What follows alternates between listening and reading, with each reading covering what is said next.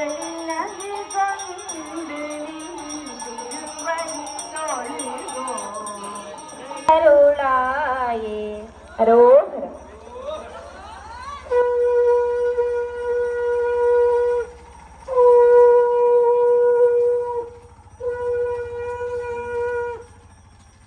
கூவின பூங்குயில் கூவின கோழி கூவின பூங்குயில் கூவின கோழி குருகுகள் அம்பின அம்பின சங்கம் குருகுகள் அம்பின அம்பின சங்கம் துகள் கயரொரு பால் சென்னியில் நஞ்சலி கூப்பினரொரு பால் சென்னியில் நஞ்சலி கூப்பினரொரு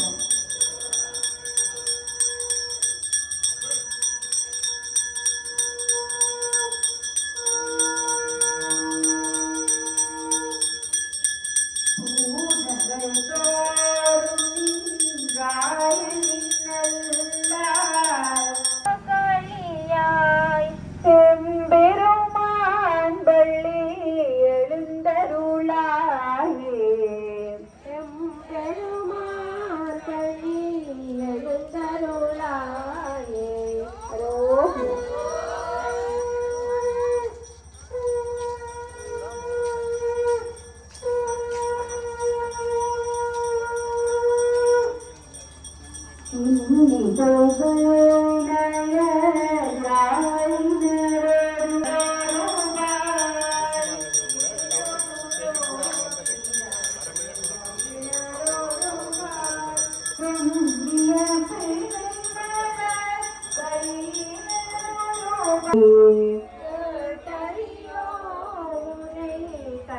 கண்டறிவாரை செய்தங்கள் வயல்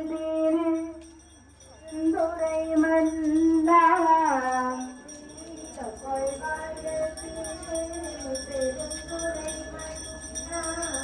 செந்தரி பொம்மறியாய்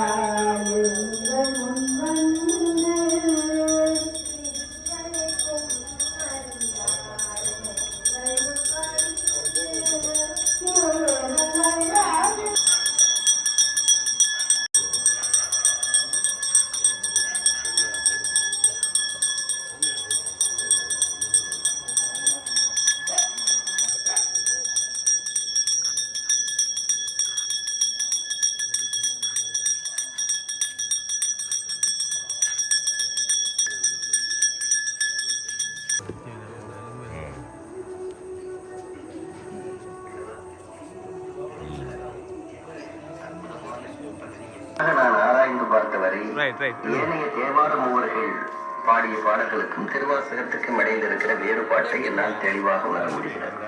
உலகியல் இன்பம் வேண்டி விண்ணப்பித்தல் என்பது திருவாசகத்தில் இல்லை, பெரும்பாலும் இல்லை. ஏதோ ஒன்று ரெண்டு இருக்கு. மற்றைய தகவல்களில் உலக இன்பமும் அத்தோடு கூட திருவடி பேரும் என ரெண்டும்.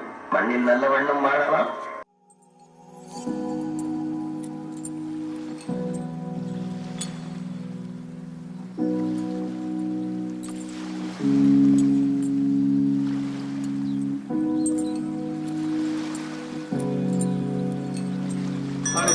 சொல்லுகின்றோம். வருடாவருடம் இடம்பெற்று வருகின்ற திருப்பணிகளுக்கு திருவம்பாவை பாடிக்கொண்டு வருகின்ற பக்த அடியார்களுக்கு நீராளம் வழங்கி கௌரவித்த திருமதி கிருஷ்ணகுமார் குடும்பத்தினருக்கு எல்லாம் வல்ல இறைவனுடைய ஆசிரியர்கள் கிடைக்க வேண்டும் என பிரார்த்தித்துக் கொள்கின்றோம். இவ்வண்ணம் இந்து சமய திருச்சங்கத்தினர்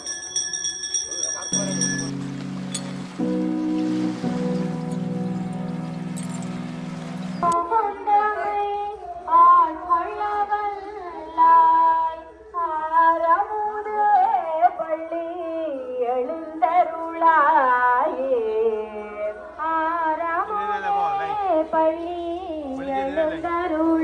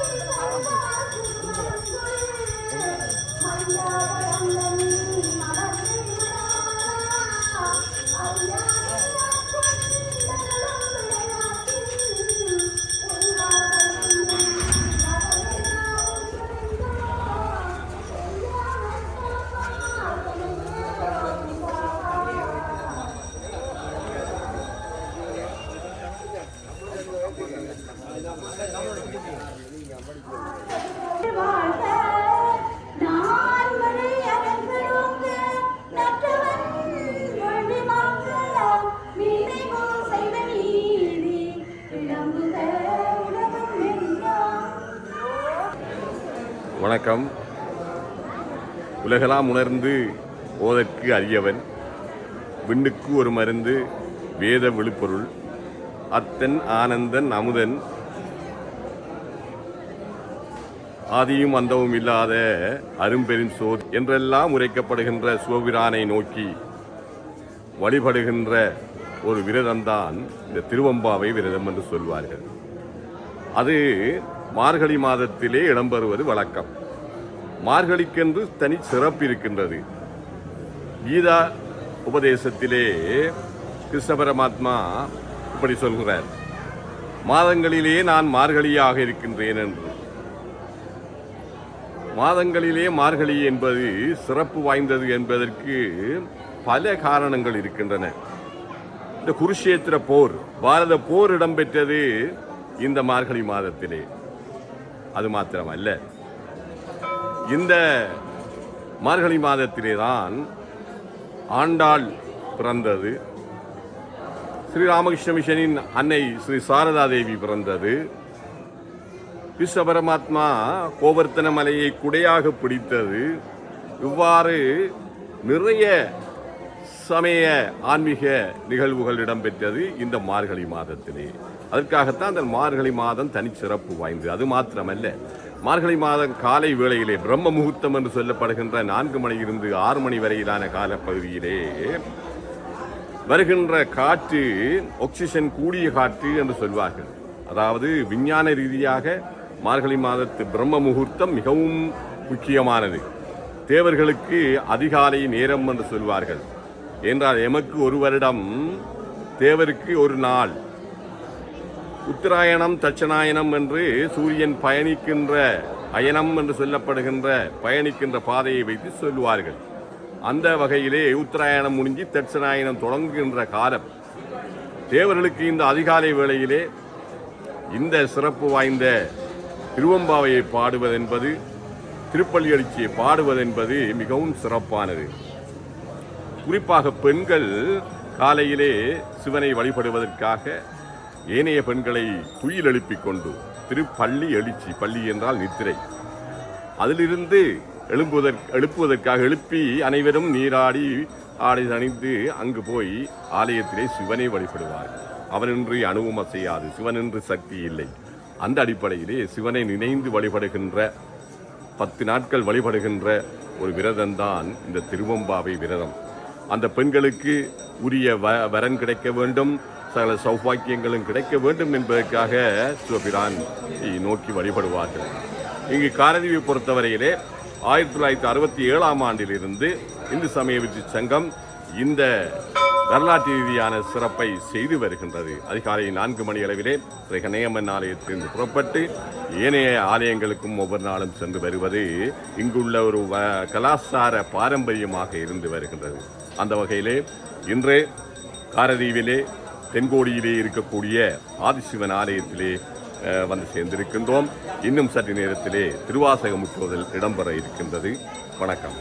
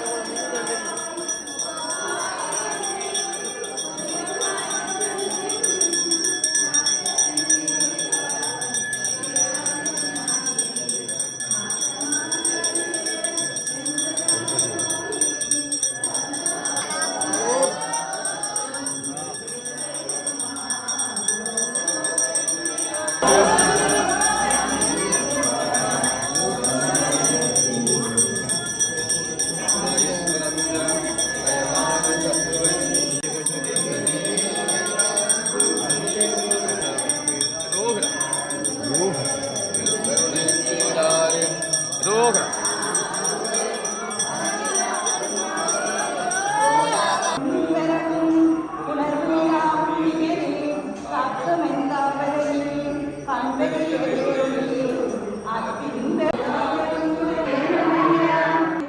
தொல்லையிலும் பிறவிக்கு அல்லதற்கு ஆனந்தம் ஆக்கியது என்னை மறுவானடி அளிக்கும் பாதபூரெங்கோ திருவாசகம் என்னும் தேன் வள்ளுயிரெல்லாம் வைந்தனராயி எண்ணில் வல்குணம் எழில் வர விளங்கி மண்ணும் பெண்ணும் வானோருலகும் துண்ணிய கல்வி தோற்றியும் அளித்தும் என்னுடைய இருளை ஏறத் திறந்தும் அடியாருள்ள தன்பு மீதூர குடியா கொண்ட கொள்கையும் சிறப்பும் மண்ணு மாமலை மகேந்திர மதனில் சொன்னாகமும் தோற்றுமே தருடையும் கல்லாடத்து கலந்த நிதருடைய